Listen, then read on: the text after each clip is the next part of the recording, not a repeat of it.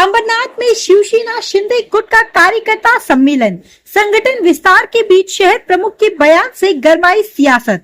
शिवसेना शहर शाखा अंबरनाथ की ओर से शनिवार को पनवेलकर हॉल अंबरनाथ पूर्व में कार्यकर्ता एवं पदाधिकारी सम्मेलन का आयोजन किया गया। सम्मेलन का उद्देश्य SIR अभियान, आगामी पवित्र श्रावण मास के धार्मिक एवं सामाजिक कार्यक्रमों की रूपरेखा तैयार करना, संगठन को और अधिक मजबूत बनाना तथा कार्यकर्ताओं और पदाधिकारियों के बीच विचार विमर्श कर जनसंपर्क अभियान को गति देना था। कार्यक्रम का संदेश था, आइए विचारों का आदान प्रदान करें, संगठन को और अधिक सशक्त बनाएं तथा समाज हित में एकजुट होकर कार्य करें। सम्मेलन में कल्याण जिला प्रमुख गोपाल लांडगे, शिवसेना के प्रवक्ता किरण सोनावनी प्रमुख रूप से उपस्थित रहे। इसके अलावा शिवसेना शहर प्रमुख अरविंद शिवलिंग वालेकर, माजी नगराध्यक्षा मनीषा वालेकर, राजेंद्र शिवलिंग वालेकर, निखिल वालेकर, भूषण वालेकर, यश वालेकर, शैलेश भोईर, विकास हेमराज सोमेश्वर सहित बड़ी संख्या में शिव सैनिक, नवनिर्वाचित नगर सेवक, पूर्व नगर सेवक, महिला आघाड़ी, युवा सेना, युवती सेना के पदाधिकारी एवं कार्यकर्ता सम्मेलन में शामिल हुए। सम्मेलन के दौरान संगठन विस्तार, आगामी सामाजिक एवं धार्मिक कार्यक्रमों की रणनीति और जनहित के मुद्दों पर विस्तृत चर्चा की गई। इसी दौरान अपने संबोधन में शहर प्रमुख अरविंद शिवलिंग वालेकर ने अंबरनाथ के लंबित नागरिक मुद्दों को उठाते हुए विधायक डॉक्टर बालाजी किनीकर की कार्यशैली पर तीखी टिप्पणी की। उन्होंने कहा कि झोपड़पट्टी पुनर्वसन योजना, हाउसिंग बोर्ड की आवास परियोजना तथा अवैध होल्डिंग्स जैसे महत्वपूर्ण मुद्दों पर अपेक्षित प्रगति नहीं हुई है। उन्होंने आरोप लगाया कि हाउसिंग बोर्ड परियोजना को लगभग 15 वर्ष बीत जाने के बावजूद अनेक पात्र नागरिकों को अब तक आवास नहीं मिले हैं और कई परिवारों को किराए का भुगतान भी नहीं किया जा रहा है।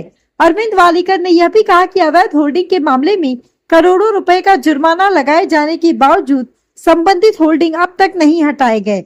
उन्होंने विधायक की कार्यप्रणाली पर सवाल उठाते हुए कटाक्ष किया कि जनप्रतिनिधियों को जनता की समस्याओं के समाधान के लिए मैदान में सक्रिय रहना चाहिए।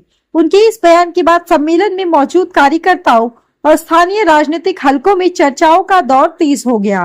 कार्यक्रम में उपस्थित वरिष्ठ नेताओं ने संगठन को बूथ स्तर तक मजबूत करने, जनसंपर्क बढ़ाने तथा आगामी धार्मिक और सामाजिक आयोजनों को सफल बनाने के लिए सभी पदाधिकारियों और कार्यकर्ताओं से एकजुट होकर कार्य करने का आह्वान किया। वहीं शहर प्रमुख अरविंद वालेकर के संबोधन ने सम्मेलन को राजनीतिक दृष्टि से विशेष चर्चा का विषय बना दिया और अंबरनाथ में शिवसेना शिंदे गुट के भीतर चल रही अंदरूनी खींचतान को लेकर नई राजनीतिक बहस छेड़ दी। सर्वांचे दैवत वंदनीय बाळासाहेब, आज लोकमान्य टिळकांची पुण्यतिथी आणि अण्णाभाऊ साठे यांची जयंती सुद्धा आहे। त्यांनाही अभिवादन करतो। धर्मवीर आनंद दिघे साहेब, महासाहेब यांचे आशीर्वाद आपल्या पाठीशी आहेतच। त्याचबरोबर या महाराष्ट्रावर सन्माननीय माजी मुख्यमंत्री, आता उपमुख्यमंत्री आणि मुख्य नेते शिंदे साहेब यांचं बारीक लक्ष या अंबरनाथवर आहे। सतत एवढं झपाट्याने चालू आहे या महाराष्ट्राकडे बघण्याचं। त्याचबरोबर आपले आदरणीय खासदार डॉक्टर श्रीकांत शिंदे यांचं अंबरनाथवर एक विशेष प्रेम होतं आणि म्हणूनच बऱ्याच व्यक्तींनी सांगितलं की त्यांनी अंबरनाथमध्ये जी कामं केली की त्यांच्या पूर्ण कल्याण लोकसभेमध्ये सुद्धा एवढी कामं झाली नसतील, त्यापेक्षा जास्त कामं अंबरनाथ शहरामध्ये केली। असे आपले खासदार डॉक्टर श्रीकांत शिंदे यांच्या मार्गदर्शनाने आज आपण अंबरनाथमध्ये जसं विकासनी सांगितलं की गेली 7 महिने अंबरनाथची शिवसेना गप्प होती का, 7 महिन्यानंतर हा कार्यकर्त्यांचा पदाधिकाऱ्यांचा मेळावा लागलाय आणि त्याला मार्गदर्शन करण्याकरता आमचे ज्येष्ठ जिल्हा प्रमुख आदरणीय लांडगे साहेब, त्याचबरोबर आमचे जुने मित्र शिवसेनेचे मुख्य प्रवक्ते आदरणीय किरण सोनावणे साहेब, मंचावर उपस्थित हॉल भरेल का? मी प्रत्येक शिवसैनिकाला, शहर शाखेतले माझे जे मित्र आहेत सगळे पदाधिकारी ते बाजूला उभे आहेत, पद्माकर दिघे असतील, बाळा मानुसरे, राजू शिर्के, महेश अरुण सिंग, महिला आघाडीच्या आमच्या नीता परदेशी, सगळेजण, निखिल, सगळ्यांना वारंवार बोलायचो. आमच्या राजूला मी सांगितलं की थोडंसं आता एक दिवस लक्ष द्या आणि सगळ्या जुन्या नव्या पदाधिकाऱ्यांना बोलवून घ्या, महिला आघाडीला बोलवा, युवा सैनिकांना बोलवा, कारण आपण 7 महिने झाले कुठेही एकत्र बसलो नाही. तर आणि सगळ्यांनी प्रयत्न केले, सगळ्यांनी फक्त फोन केले एकमेकाला, काही व्हॉट्सअपवर निमंत्रण दिलं आणि आज बघता बघता हा हॉल एवढ्या मोठ्या संख्येने भरला आहे की काही जण गावाला गेलेले आहेत. असं असताना आज आपण जिल्हा प्रमुखांचं मार्गदर्शन तर ऐकणारच आहोत. आमचे सोनवणे साहेब देखील पूर्ण महाराष्ट्रावर फिरत आहेत, शिवसेनेची बाजू मांडत. त्यांचे खरं तर आजची सभा, आजचा मेळावा निवडणुकीचा विषयच नव्हता, विषयच नाही. आपण हारलो हे मान्य केलेलं आहे. आपण का हारलो हेही काही जणांनी सांगितलेलं आहे. आपल्याला या अंबरनाथने हरवले हे देखील आमच्या काही मित्रांनी सांगितलं. खरं तर शिंदे साहेब आणि खासदार साहेब, आमचे लांडगे साहेब, आम्ही एकत्र बसलो होतो ठाण्याला. त्यावेळेस 40 ते 45 नगरसेवक शिवसेनेचे निवडून येतील असं आपलं बोलणं झालं होतं. कारण एवढं काम या अंबरनाथ शहरामध्ये आपण केलेलं आहे. काही पूर्वी 5 होते, त्याचे 4 झाले, नंतर 1 झाला, नंतर काही बदल झाल्यानंतर 8-9 नगरसेवक त्यांचे झाले होते. त्यावेळेस आपले 30 नगरसेवक होते. आज 28 झाले. त्याच्यात काही मोठेपणा नाही, कारण आपले 30 नगरसेवक, शैलेश भोईर आपल्याकडे 30 नगरसेवक होते. त्यावेळेस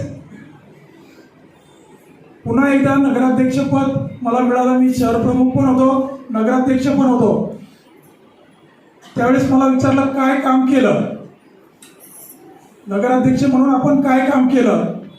त्यावेळेस छोटीशी गोष्ट सांगितली वंदनीय बाळासाहेबांना की आम्ही शहर शाखेत असताना समोरच भाजपचं कार्यालय होतं, भाजपने युती तोडली आणि पत्रकारांनी आम्हाला येऊन सांगितलं की तुमची युती तुटली. त्यांनी नगरसेवक त्यांचे डिक्लेअर केले.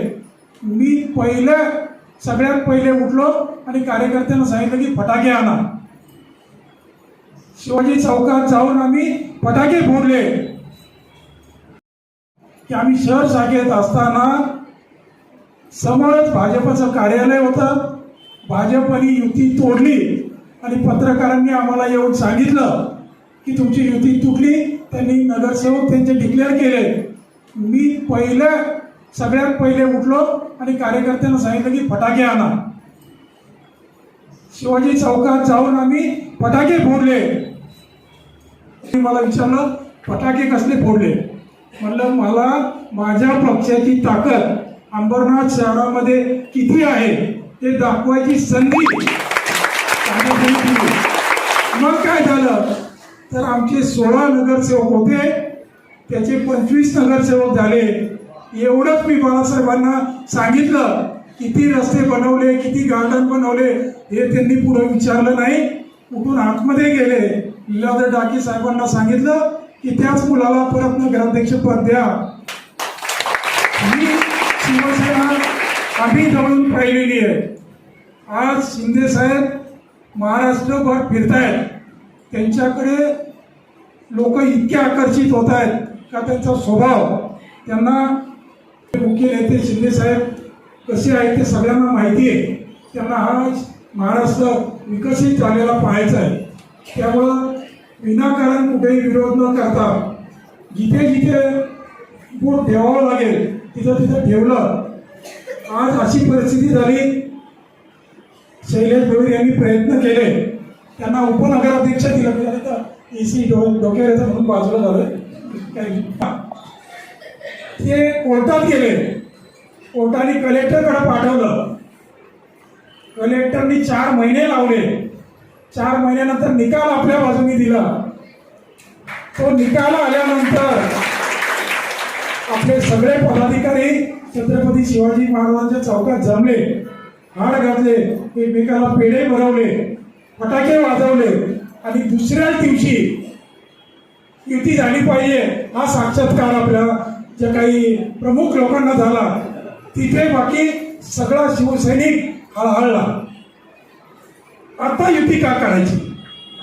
आपल्याला शासनाने 32 आपले आहेत. माझ्याकडे काही पत्रकार आले, मी त्यांना सांगितलं की ही युती 4-6 महिने आधीच झाली असती तर आणखी चांगलं झालं असतं, परंतु 3 मीटिंग कॅन्सल झाल्या, त्यानंतर अनेक गोष्टी घडल्या, त्यानंतर आपल्या बाजूने निकाल आला. 32 नगरसेवक आपले आणि त्यांच्याकडं काँग्रेसमधून आताच्या पंजावर निवडून गेलेले काही लोक पुन्हा भाजपमध्ये गेले. हे सगळे मिळून 28 झाले आणि आपण 32 आहोत.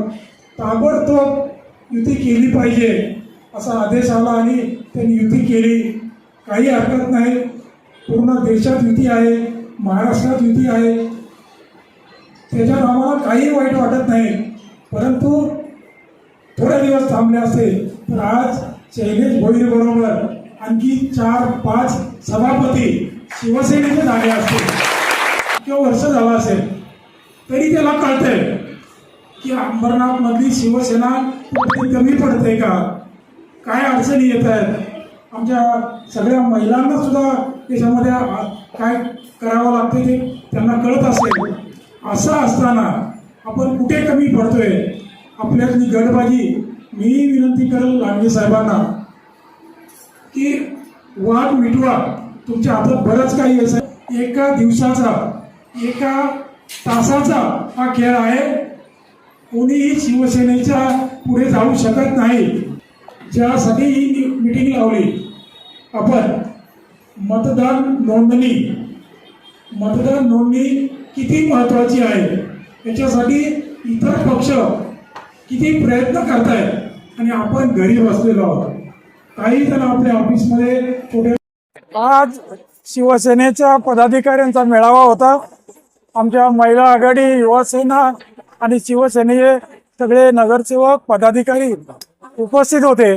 त्याला मार्गदर्शन करण्याकरता स्वतः लांडगे साहेब जिल्हा प्रमुख आले होते.